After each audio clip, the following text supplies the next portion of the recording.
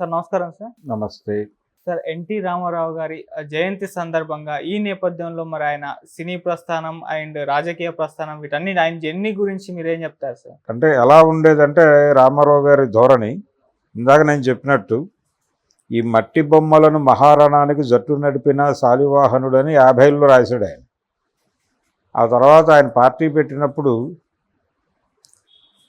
35 సంవత్సరాల నుంచి వేళ్ళూనుకున్నటువంటి కాంగ్రెస్ పార్టీని కూకటి వేళ్లతో పెకలించాడు ఆయన తెలుగుదేశం పార్టీ పెట్టి. చాలా అంటే ఒక్కసారి సడన్ సర్ప్రైజ్ అది కాంగ్రెస్ పార్టీకి కూడా. అలా జరుగుతుందని అనుకోలేదు, ఆయన అనుకోలేదు, ఎన్టీఆర్ కూడా అనుకోలేదు.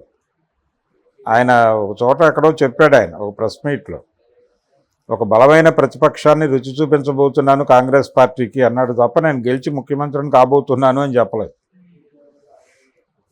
అయితే ఆ ఎన్నికల్లో ఆయన చాలా చోట్ల అనామకులు అంటే జనాలకి పెద్దగా తెలియనటువంటి అభ్యర్థులనే నిలబెట్టాడు. ఆ పాటలో చెప్పినట్టు మట్టి బొమ్మలనే నిలబెట్టాడు. ఆ మట్టి బొమ్మలతో మహారణం చేసి జట్టు నడిపి కూలదోశాడు దాన్ని.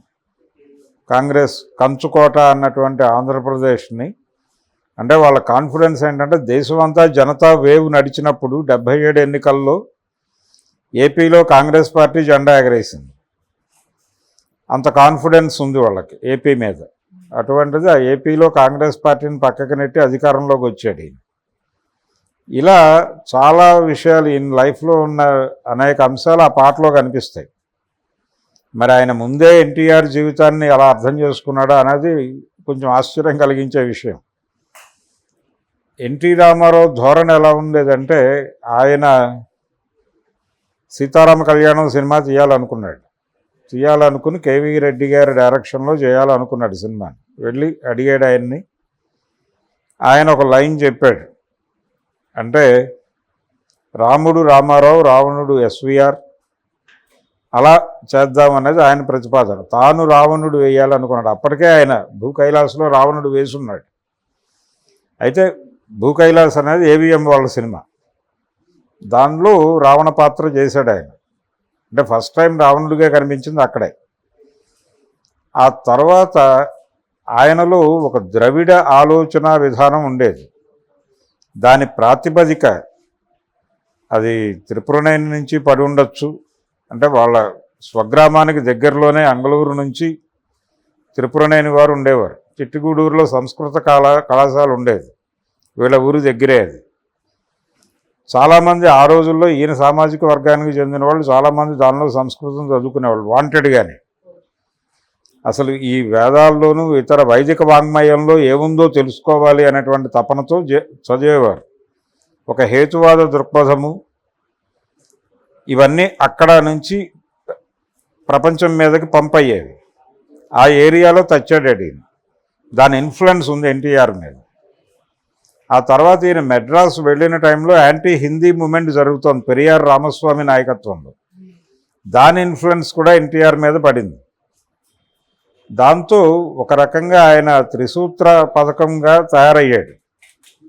Anti Congress, anti Hindi, anti Brahmin, ఇలా నడిచింది ఆయన ఆలోచన. అది ఆయన రాజకీయాల్లోనూ అదే చేశాడు, సినిమాల్లో ఉండగా కూడా అదే మాట్లాడాడు. ఎక్కడా తేడా లేదు, ఒకే వేవ్ లెంగ్త్లో వెళ్ళాడు ఆయన ప్రయాణం. ఆయన ఈ ద్రవిడ ఆలోచన విధానంతో రావణ పాత్ర వేయటానికి ఇష్టపడేవాడు. అది కేవీ రెడ్డి గారికి నచ్చలేదు. ఫైనల్గా తనే డైరెక్ట్ చేసుకున్నాడు ఆ సినిమాని. తను మొదటిసారి డైరెక్ట్ చేసిన సినిమా సీతారామ కళ్యాణం. ఆ సినిమాలో రాముడి పాత్ర హర్నాథ్తో చేయించాడు ఆయన, తను రావణుడు వేసి వాంటెడ్గా చేసినప్పుడు. కేవీ రెడ్డి గారిని అడిగి కాదనిపించుకున్నాం కాబట్టి అసలు డైరెక్టర్ కార్డే వద్దు సినిమాలో అని, డైరెక్టర్ కార్డు ఉండదు ఆ సినిమాలో. నిర్మాత త్రివిక్రమరావు అని పడి ఆగిపోతాయి టైటిల్స్. ఎన్టీఆర్ డైరెక్టర్ అని చెప్పడు, ఎక్కడా ఉండదు కూడా. కానీ తనే డైరెక్ట్ చేసుకున్నాడు. ఆయన మీద గౌరవంతో చేసినటువంటి పని అది. ఈ ధోరణిలో ఉండేది ఆయన ఆలోచన విధానము ఇదంతా. అలా ఒక పొలిటికల్ ఐడియాలజీ ఉంది ఆయన. ఒక రాజకీయ తాత్విక చింతన ఉన్నటువంటి నటుడు. అంటే ఆ కాలంలో నాటి నటులు చాలామంది చదివేవారు. ఆ చదువరితనం కనిపించేది ఎన్టీఆర్లో. మోదుకూరి జాన్సన్ గారికి ఆయనకి ఒకసారి ఒక డిస్కషన్ జరిగింది. అంటే కథానాయకుని కథ అనే ఒక సినిమాలో కర్ణుడి క్యారెక్టర్ వేశాడు ఆయన. ఒక 5-10 నిమిషాల దీనిలో చిన్న డ్రామా. అంటే ఆయన సినిమా నటుడిగా కనిపిస్తాడు. ఒక సినిమాలో ఆయన ఆ క్యారెక్టర్ వేస్తాడు కర్ణుడు. ఆ కర్ణుడి క్యారెక్టర్కి జాన్సన్ గారి డైలాగులు రాశాడు. దానిలో ఆయన ప్రతిభ అనేటువంటి ఆ తర్వాత ఎప్పుడూ జరిగినటువంటి యాంటీ రిజర్వేషన్ మూమెంట్లో ఎజెండాలోకి వచ్చిన ప్రతిభ అనే అంశం గురించి కర్ణుడి క్యారెక్టర్తో మాట్లాడిస్తాడు ఆయన జాన్సన్ గారు. అది రామారావుకి కనెక్ట్ అయ్యి ఆయన జాన్సన్ గారిని కూర్చోబెట్టి అడిగాడు, ఇదే వేవ్ లెంగ్త్లో మనం సినిమా చేద్దాం పూర్తి స్థాయిలో కర్ణుడి క్యారెక్టర్ మీద, మీరు రైటర్గా వచ్చేయండి అని. కానీ అప్పుడు ఆ ప్రాజెక్ట్ నేను టేక్ ఓవర్ చేసే పరిస్థితిలో లేని, కమిట్మెంట్స్ చాలా ఉన్నాయి. అందుకని మీకు కొండవీటి వెంకట కవి అని ఒక ఆయన ఉన్నాడు, ఆయన అప్పచెప్తానన్నాడు. నాకు తెలుసు ఆయన, నేను చార్వాకలో చదువుతాను ఆయన కానీ. చార్వాక చదువుతారా మీరు అని అడిగాడు. చదువుతానన్నాడు ఆయన. అలా కొండవీటి వెంకట కవి గారితో లింక్ అయింది. ఆయన హేతువాది. ఆయన్ని తీసుకొచ్చి దానవేరు సూరకర్ణ స్క్రిప్ట్ రాయించాడు. ఇక అక్కడి నుంచి వాళ్ళిద్దరి ప్రయాణం. సముద్రాల రాఘవాచార్యులు గారు ఎంతో భక్తిపూర్వకంగా సంపూర్ణ రామాయణం అని ఒక స్క్రిప్ట్ రాసి రామారావు గారికి ఇచ్చి ఆ తర్వాత చనిపోయాడు ఆయన. రామారావు గారు అది ఉంది ఆయన దగ్గర తీసుకున్నాడు, కానీ దాన్ని తెరకెక్కించకుండా అలా పెట్టు కూర్చున్నాడు. ఆ టైంలో సంపూర్ణ రామాయణం సినిమా చేద్దాము అని రాజమండ్రికి చెందినటువంటి నిడమర్తి మూర్తి గారు బాపు రమణల్ని కలిశాడు, శోభన్ బాబు గారితో తీద్దామని. కలిస్తే వాళ్ళకి ఎవరో చెప్పారు, సముద్రాల గారి స్క్రిప్ట్ ఒకటి ఉంది రామారావు గారి దగ్గర, ఆయన మీరు ఒకేసారి మొదలుపెట్టి 2 ఒకేసారి రిలీజ్ అయితే ఇబ్బంది అవుతుంది, ఒకసారి వెళ్ళి మాట్లాడుకోండి. అప్పుడు ముళ్ళపూడి వెంకటరమణ గారు వెళ్ళి ఆయన బాపు గారు ఇద్దరు కలిసి నిడమూర్తి మూర్తి గారిని కూడా తీసుకుని వెళ్ళి రామారావు గారిని కలిశారు. కలిస్తే ఆయన ఏమిటి విషయం అంటే చెప్పారు, ఇలా సంపూర్ణ రామాయణం తీయాలనుకుంటున్నాడు ఈయన. అప్పటికి తమిళంలో సంపూర్ణ రామాయణంలో రాముడిగా నటించాడు రామారావు. అది తెలుగులో 70 వచ్చింది. ఆయన వాయిస్ కాదు, వేరే వాళ్ళ వాయిస్తో ఉంటాయి సినిమాలో డైలాగులు, యూట్యూబ్లో ఉంది అది. ఇలా అక్కడ సంపూర్ణ రామాయణం చేశాడు. అంతకుముందు అసలు ఒరిజినల్ సంపూర్ణ రామాయణం తీసింది నిడమర్తి మూర్తి గారి ఫాదర్. వాళ్ళు మళ్ళీ చేయాలనుకుని శోభన్ బాబుతో చేయాలనుకుని రామారావు దగ్గరకు వచ్చారు. ఏమిటి విషయం అంటే వాళ్ళు చెప్పారు, ఇది ప్రాజెక్ట్ అండి, మీ దగ్గర కూడా సముద్రాల గారి స్క్రిప్ట్ ఉందని తెలిసింది, మీరు మేము ఒకేసారి మొదలు పెడితే ఇబ్బంది అవుతుందని మీతో మాట్లాడి నిర్ణయం తీసుకుందామని వచ్చాము. ఆయన అయితే మీరు ప్రొసీడ్ అయిపోండి అని చెప్పాడు. శోభన్ బాబుతో బాగానే ఉంటుంది, చేసుకోండి అన్నాడు. మరి మీ పరిస్థితి ఏమిటి అని అడిగారు. నా దగ్గర సముద్రాల స్క్రిప్ట్ ఉంది, కానీ దాంతో యాజ్ ఇట్ ఈజ్గా నేను సెట్స్ మీదకి వెళ్ళదలుచుకోవట్లేదు, దాన్ని ఇంప్రవైజ్ చేస్తున్నాను, అది ఎప్పుడవుతుందో తెలియదు, కాబట్టి ఇప్పుడైతే చేయలేను. కనీసం ఇప్పుడు నేను టేకప్ చేసిన ప్రాజెక్టుల ప్రకారం 3-4 ఏళ్ల వరకు రాదు, అది ఆ తర్వాతే వస్తుంది, కాబట్టి మీరు హ్యాపీగా చేసేసుకోండి సినిమా అని చెప్పాడు. వీళ్ళు శోభన్ బాబుతో సినిమా చేశారు. అది మొదటి 4 రోజులు జనం లేరు. శోభన్ బాబు కొంచెం టెన్షన్ వచ్చి రామారావు గారి దగ్గరికి వెళ్ళాడు, ఇలా జరిగింది ఏమిటి రాముడి వేషం వేస్తే.